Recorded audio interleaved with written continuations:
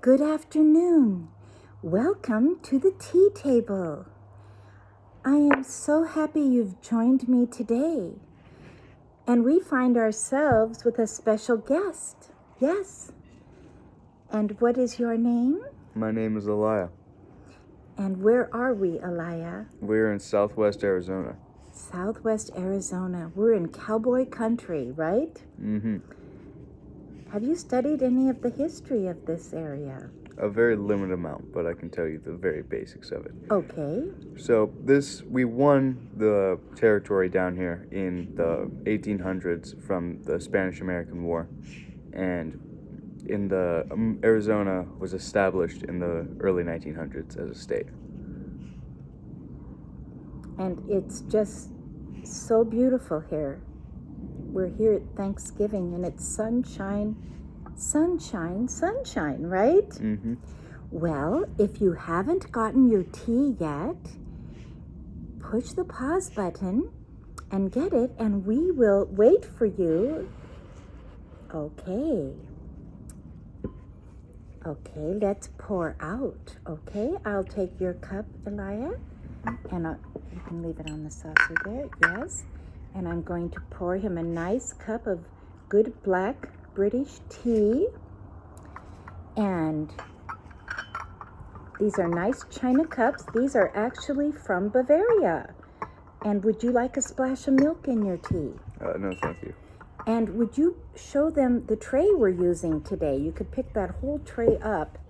Well, the tray.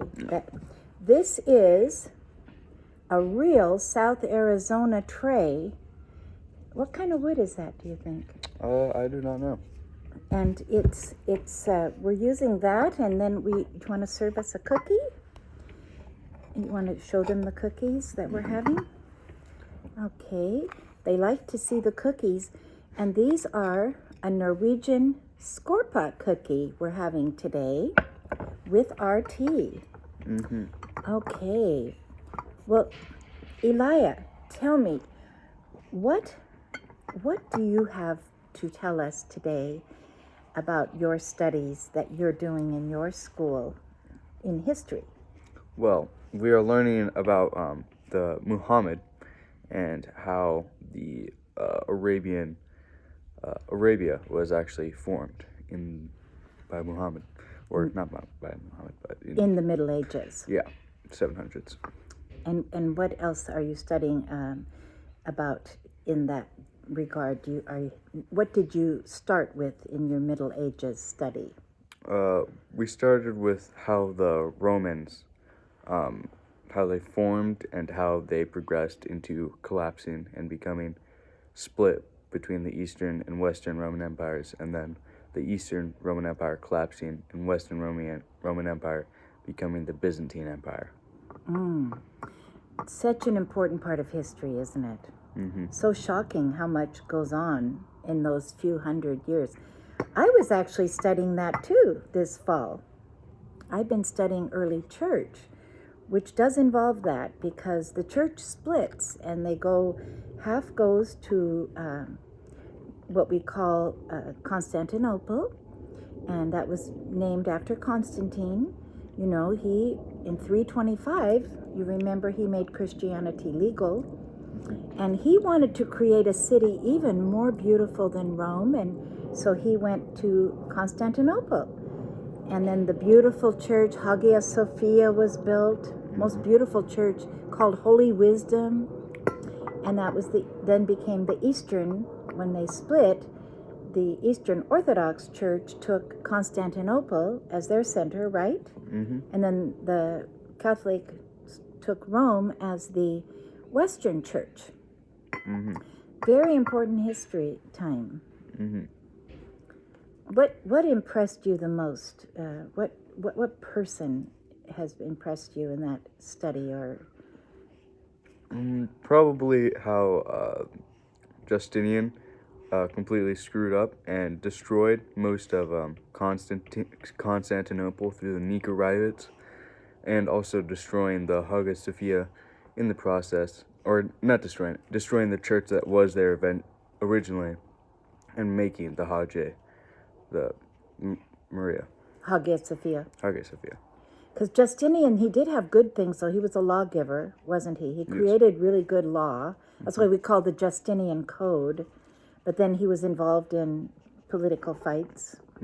He did some great. He took most of the original Roman Empire back, but he couldn't conquer most of Spain and France. And then over time, his sons lost more and more territory. And the Nika riots, due to his advisor being a pagan, they revolted, and he ended up killing 30,000 people in the riots. Oh my goodness. Well, you sound like you're studying at a wonderful school. You're having good education, classical school. And what are you studying in English? We are studying the once and future King Arthur. Oh, King Arthur and the Knights of the Round Table. And do you have anything to tell us about that? About British history, or? Well, they had a very sophisticated and honorable society. The Knights of the Round Table. And they really wanted to rule in fairness, didn't they? By making the code of chivalry. The Code of Chivalry. And what was the Code of Chivalry? I forgot exactly how many, like 7, 15, somewhere around there. But I remember one was you will defend the church and you will defend your homeland in an honorable way. Beautiful. And so you are, you have really been in good, solid historical studies. And it's so important to study history. And history is something that we must continually study, because each time we circle through world history, we learn more, don't we? It gets deeper, and you study their lives. And I like your hat. Thank you. It's a nice hat. You look like you're ready to go on a horse. Yep. Well, speaking of horses, and our filming here is a little different today, but I have on little horse earrings and a little horse necklace. And can I show them? I have, if we can see this, a cape that has a horse on it. See? The horse, can you see it on there, Elia? Yes. Okay. And I have a little purse that has a picture of horses. So we match, don't we? This is fun. Well, Elia is one of my favorite people. And I learned so much from Elia because he always has a good word. He's a positive young man. And I will tell you something Elia told me that I think will help everyone. When this whole COVID thing started, and it was so terrible, and everybody was locked up, Elia came to visit us. And then out of the clear blue, Elia said to me, "Don't worry, Grandma. The light always follows the darkness." Isn't that a good word? Let's say it together. The light always follows the darkness. And you know, if you light one candle, it expels darkness from the room. And so yes, I have a little friend that's coming. Come along, darling. Come on. And we can, do you want to bring the little one here? And just tell her to come and sit with us. We have another little friend coming. We have all levels of generations here. But you know, each of us have opportunity to light the candle. And we can light a little candle, and then, believe it or not, that little candle will light another little candle, and then it will light another little candle. And before you know it, we are expelling the darkness. Yes. And there's a verse in Romans 12. It says, overcome. Don't be overcome with evil. Overcome evil with good. You know, Elijah, do you want to stand behind me and let Nikki and little Anna come and sit together? Then she'll feel comfortable. We have a little cup of tea for Anna here too. We have a little friend, and yes, stand right there. He's our guardian cowboy. And Nikki, you know all about horse. We're making it a horse theme. Oh, cool. Yeah. And this is little darling Anastasia. This is your tea and cookie. And you can look right in there. And have you ridden a horse yet, Anna? Yeah. Was it fun? Mhm. What color was Horsey? Two of them. Really? They have a party at night. Oh. So she liked the horse, and this is Nikki, and her mother is a horse lady. You want to tell us something? What do you love the most about a horse? I love how strong and free they are naturally. Oh, that's beautiful. Yes, it's very nice to be. It's inspiring to be around horses. You know, it's very Thank you, freeing. Thanks, sweetie. Thanks, Anna. Yes, yeah, I love horses. They run deep in my family lineage. So my great grandmother was the first woman to train racehorses in California, and she trained them for the Santa Anita racetrack for the professional jockeys, and so she was the first woman to do that in California. And then my grandmother followed suit, and she trained thoroughbreds as well. And then in my life, in my 20s, I did so as well. I did some thoroughbred training and breeding and things like that. So it's really nice. Horses always kind of bring you back home. You don't have a choice except to be yourself around a horse. Oh, You know? how wonderful. Yeah, it's nice. That's so beautiful. And they are the beautiful animal that people love. And they almost feel human, don't they? I mean, they understand us and we understand them. Right. I think we're both very sensitive, we're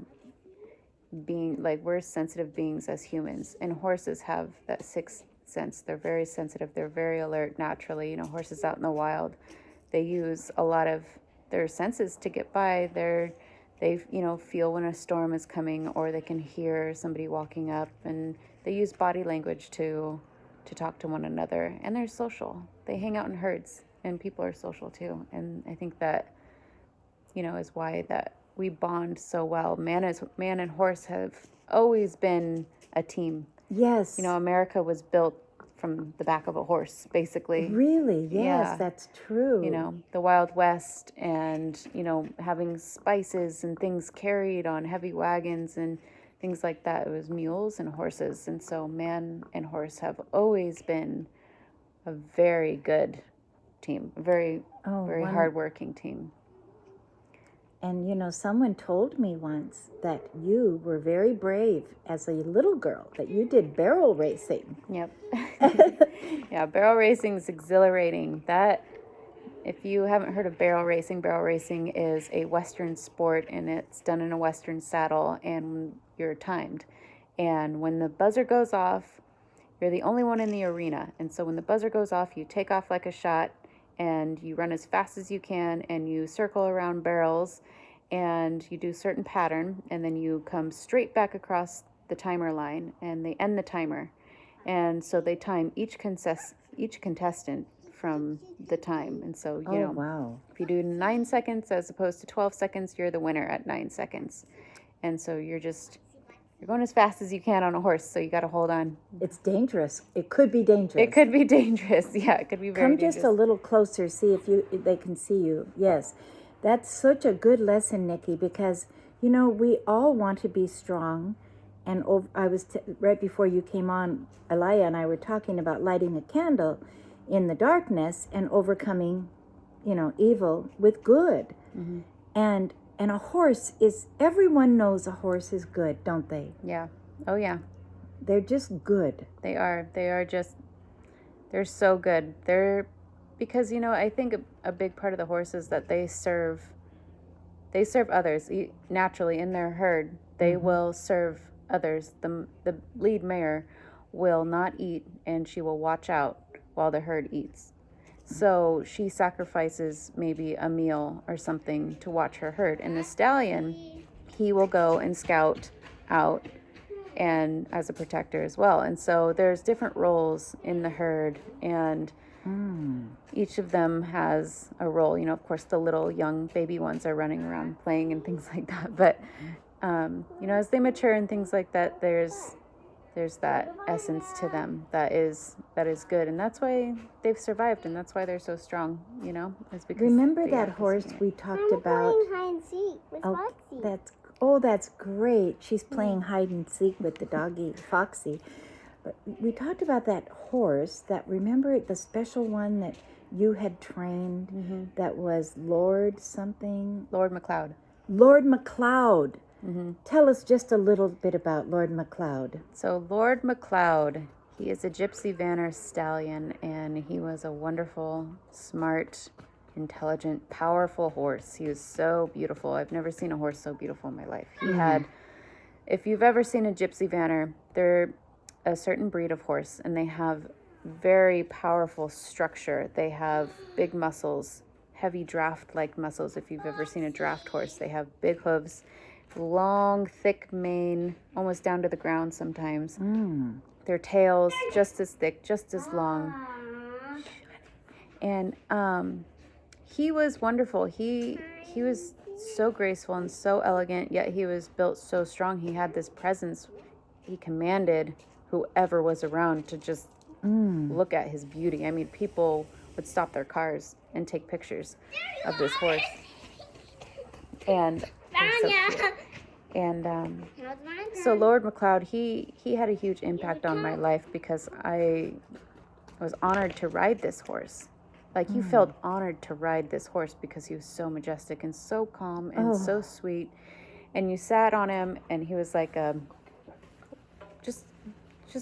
he was just so powerful, but yet so slow and so calm, and you just felt like he was going to take care of you. Isn't that wonderful? Yeah, I miss Lord Macleod. He was definitely. And you know, the Macleod name is Scottish, and it comes from the Hebrides out in Lewis, way up in the island of Lewis. They're all Macleods. And, you know, the Hebrides in Scotland. So he has a regal heritage, doesn't he? Yeah. Come a little closer, Laya. It's so cool having this cowboy protect us behind us. Doesn't he look great? Well, you know, thank you so much for sharing that, Nikki, and for sharing Alaya. And we just encourage everyone, if you have a chance, ride a horse, right? Absolutely. Absolutely. And even if you can't own one, they're so expensive and they take so much care. But there are places you can go and ride, can't you? Absolutely. I'm sure you can look up on Google, you know, ranches near me, horseback riding lessons near me, and half of these places will welcome you in and say, you know what, grab a brush, grab a comb, go take out, you know, Hank the horse and tie him up over here and brush him free, because, you know, these people, it's a lot of work taking care of a horse too. So they would, most of the time, I think, welcome you in. And if you want to get close to a horse and just learn how to brush and take care and just feel the presence of a horse, it's that easy. It's not that hard. All it takes is a little curiosity. Beautiful. Yeah. And it's so wonderful to know that our country was founded. We could have never gone west without horses. Never. And the great cowboys. You know, no, everyone loves the cowboy movie, but people don't realize how much work taking care of a horse and being a cowboy would be. Yeah. It's And Alaya, we appreciate your wisdom, and we encourage you to continue. He's studying the history of this area and Southwest Arizona, which is all horse country, you know. Absolutely. And then up into Canada, there's fabulous horse country too. And Alaya, do you have a final little word can you think of something to tell our tea people? And we have a lot of tea kids on there too. And horses are the building blocks of America. oh, that's perfect. I knew there was a good word from Elia. Oh, and thank you, Nikki, Yeah, for your wisdom. Thank you for having me. Yes, and we bless all of our tea friends, and we pray you have a beautiful week. And remember, share a cup of tea. It's getting to be Christmas now. And share a cup of tea with a friend or with someone that needs a little cheer.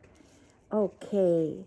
Well, God bless you, and we will look forward to seeing you next time. You can push the button.